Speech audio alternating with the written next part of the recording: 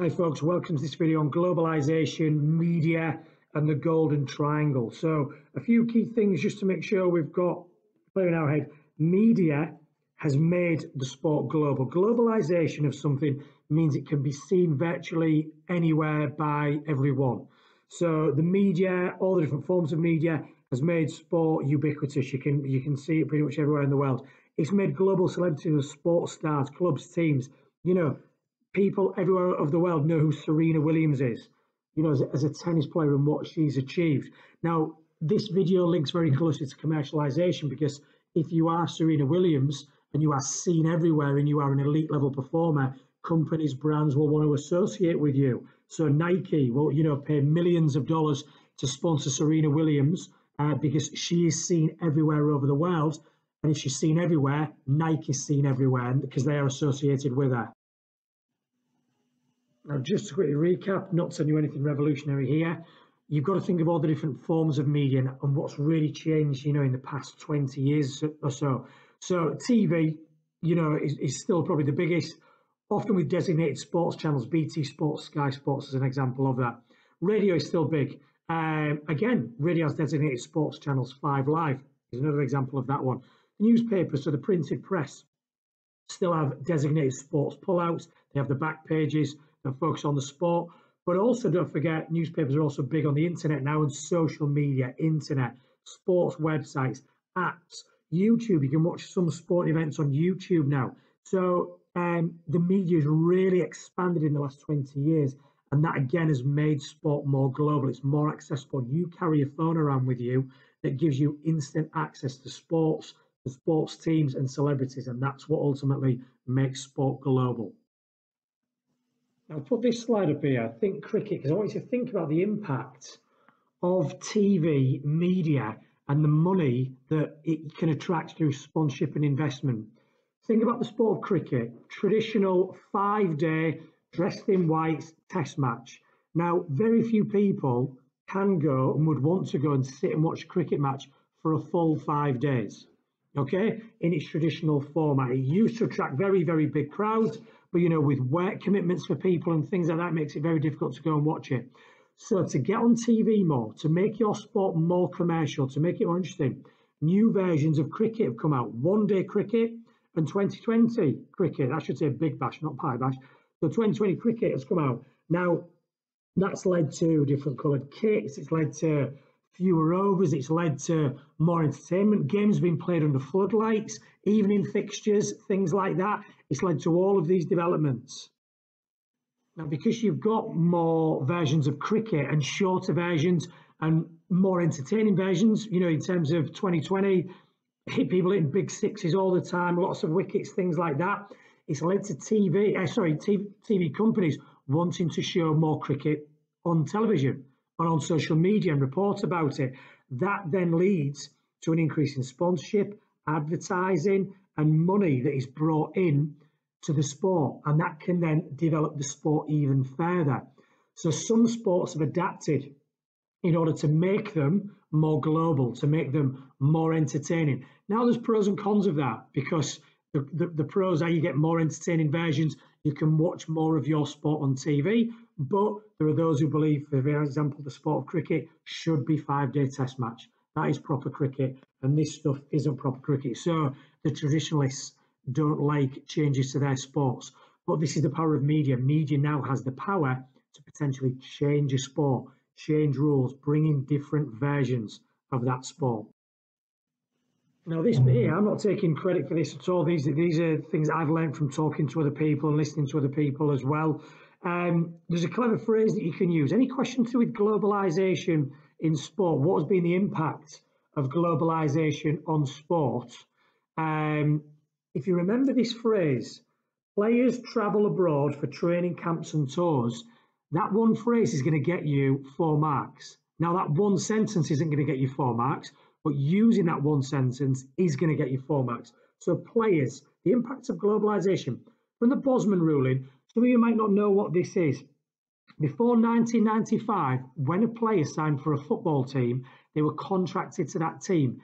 Even if the player wanted to leave, the team could hold the contracts and it could stop the player from moving. Essentially, when the Bosman ruling came in, he said that when a player's contract is up, they are free to move as a free agent to another club, and the other club do not have to pay a fee to sign that player.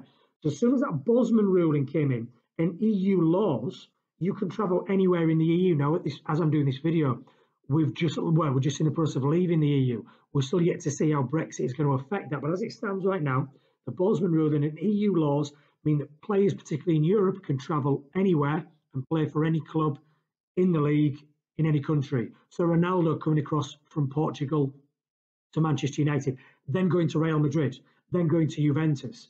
Jadon Sancho going from Manchester City to Dortmund in Germany. So players are now free to move anywhere across the EU, and that makes them global superstars. It raises the standards of leagues, and it raises the profile of leagues in different countries. You've got more people watching Bundesliga football in England now because there are more English players in the Bundesliga, for example. The players, then they travel, so improved and increased transport. So not only can you, as a performer, travel to different countries and play, spectators can now travel and watch Six Nations rugby, Champions League football. Again, that makes sport more global. There's more travelling fans. British Lions fans going across to watch the British Lions play in New Zealand or South Africa or Australia, wherever it is that they're playing at that particular year. So that's the players and the travel. Training camps, so teams can travel overseas to complete training camps. So high altitude training in the Alps, warm weather training in Dubai. That raises the profile of the sport. This team is traveling to this country to do warm weather training. It gets media coverage in that country. So it raises the profile again. And then tours, teams going on pre-season tours. So Manchester City, Manchester United going across to North America. That never happened 10 years ago, 20 years ago. But now it's happening with great regularity. Teams playing in China to raise the profile of their team, their brand, their logo to a new audience. So this is all making sport global. So this next one, and again, I'm not taking the credit for this. Clever people than me have put this together and shared these ideas. But this is a really, really good one. You sometimes get a question saying, discuss, analyse and evaluate. Again, remember that means pros and cons. The effects of the media on sport. Now, a good way to remember this is to think of the oldest form of media, the papers, the newspapers. So P, what does one of the P stands for? Popularity and participation of many sports increase. So if your sport is on TV a lot or on social media a lot, you naturally make that sport more popular, participation levels increase. So that's a positive. However, some sports are still not on the media enough. We have very little netball coverage, women's football coverage compared to men's sports. So there is a big issue surrounding some sports and whether they're shown or not. So the A stands for advertising. So as your sport is on TV more, you get more advertising associated with your sports. That brings more money into your sport. You can invest that money grassroots level. You can improve the standard of facilities, better coaches. You can buy better players, which again raises the popularity. However, adverts causes disruption to viewing. You're going for advert breaks when you want to be watching incidences, you want to be listening to halftime analysis, but they're forever going to adverts. The second P stands for popular version of sports being developed. As we mentioned, cricket has now got one-day cricket and 2020 cricket, which is proving very, very popular.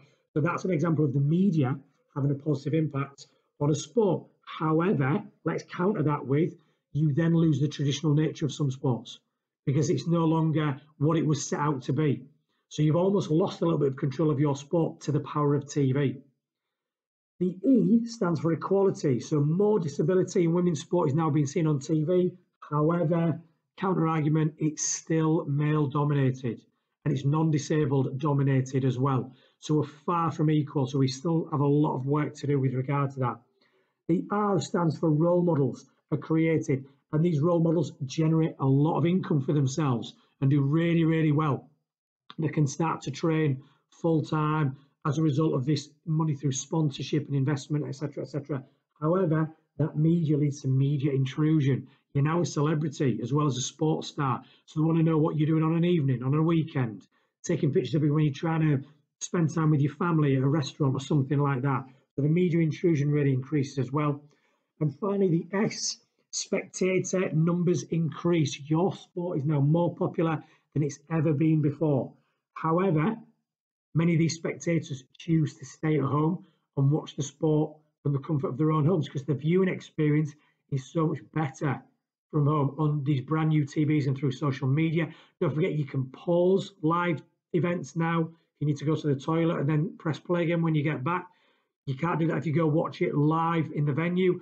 So we're actually getting fewer ticket sales. Look at ticket sales for Premier League clubs when they're playing in the FA Cup. Stadium is half full because people just say it's the FA Cup, I'll watch it from home. So this TV is brilliant, but it does lower live audience figures. So the final thing to look at is this idea of the golden triangle now. So what you've got is you've got a sport. Let's stay with the cricket idea, okay? The media coverage is high in cricket. It's come up with new versions, one-day cricket, 2020 cricket, as well as the traditional test match cricket.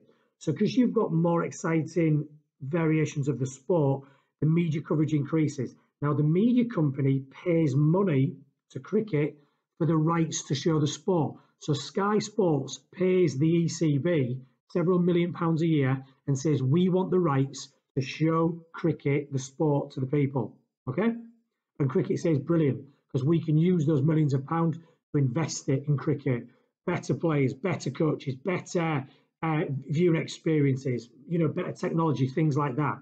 Now, the media companies have had to part with millions of pounds to show it. Sky Sports have had to part with millions. But what they then do is they then sell their TV channels by monthly subscription. So if you want Sky Sports, you've got to pay X number of pounds a month to watch it. So that's where they recoup a lot of their money, pay-per-view and subscriptions, things like that. But also companies want to buy advertisement space. Now they go to the sports and say, we want to be your kit sponsor. We want to have billboards in and around the rope for the cricket, for the boundary. So when a boundary's hit, people see our brand, our logo, etc., etc. So again, money goes back to the sport through the sponsor, but the sponsors also pay for advertisement space. We want to pay for a 30-second advert, in between the 10th and the 11th over when you go for an advert break, when you're showing it. So these three things are now linked to each other. And the reason they're in a triangle is they now cannot exist without each other. If you remove one of these, the entire triangle collapses, okay? So what we're going to look at now is what are the pros and cons of this golden triangle, because it's not all great. There are some negatives as well. These points in blue are positives of the golden triangle. So more media coverage leads to more sponsorship and more income for clubs and performers. You're seen on TV more. That greater funding can lead to more investment. So you can invest that money in grassroots, better stadia, better technology, training, coaching, which raises the standard of your sport. That will in turn increase the media coverage. People want to watch the best. So if you're using this money wisely and investing it into your sport, you're going to get on TV even more. And that's going to increase your investment even more. So it's like a self-fulfilling prophecy, that part of it. More entertaining versions of sports are developed. So you've got things like 2020 cricket, as we've already mentioned. More sports for spectators to watch. There's greater variety now. So again, it keeps the audience engaged. And the sponsors themselves, although it looks like they're giving lots of money and not getting much in return, the sponsors generate huge amounts of income by being seen on TV alongside that team or that performer, being associated with them, and that raises their profile and increases their sales. So finally then, to balance out our evaluation, discussion, analysis, we've got the negative effects of this golden triangle. It's not all fantastic, it's not all sunshine and roses. The media can influence when and how sport is played. So again, look at the cricket example. 2020 cricket would never have come out had it not been for massive media coverage and the desire to show more cricket on TV. Now, a lot of people like it. I love 2020 cricket, but a lot of traditionalists don't like it. The timing of event, the when part of it is really, really interesting. Most sporting events, global sporting events, are timetabled so that they are on viewing time, peak time in America, regardless of whether the event is in America or not. So look at the London 2012 Olympics. Usain Bolt, I think, ran around about 8, 9 o'clock on a night time in the 100 meters when it was in London. Now most British kids are in bed at that time. Why? Well, 8, 9 o'clock on a Saturday night is about 5 o'clock on a Saturday evening when most people are watching TV in America. So when you put your spot out there for media coverage, you can sometimes lose control of the timing. When I was a lad growing up many moons ago, all football games kicked off at 3 o'clock on a Saturday. Now you've got midweek games, 11 o'clock in the morning, 1 o'clock in the afternoon, 3 o'clock, 5 o'clock. You've got fixtures all the time. And then teams and players are saying that they're fatigued, they're tired, they're not getting enough recovery in between games. Well, that's because the media is saying when these games should be taking place, so they can show as many games on TV as they can. So that's a negative. Sponsorship is disproportionate. Look at the amount of money that's invested into football versus volleyball. So some sports really benefit from the Golden Triangle. Some sports are massively left behind as a result. The media coverage can put pressure on performers to win, and that can lead to deviancy. We're on TV again, we need to win. So you take drugs, you match fix, because the pressure is on to win. So that pressure can often lead, we'd like to think that pressure would just bring out the best in someone. Pressure can often bring out the worst in people. Advertising increases, and the more you advertise, the more you distract away from the sporting event. It's all about brandings and logos and seeing this image and this and everything else. So again, breaks in the game, things like that, it can detract away from the actual sporting event. And finally, as we mentioned already, the media can lead to an intrusion into a performer's private life. You are no longer a sports star, you are a celebrity, you are a household name. Now you've got all the money as a result of that, big plus, but you've got all the media intrusion that comes with that as well. That's a big minus. So the Golden Triangle has had very, very big positive effects on many sports, but the reality is not all sports, and it's had a lot of negatives as well. Okay, so that's what you would use for any question about evaluation, pros and cons of the Golden Triangle. So this video has been about the globalization of sport, the media, how that's impacted on it, and bringing that all together in the Golden Triangle. Hope you found this video useful, folks.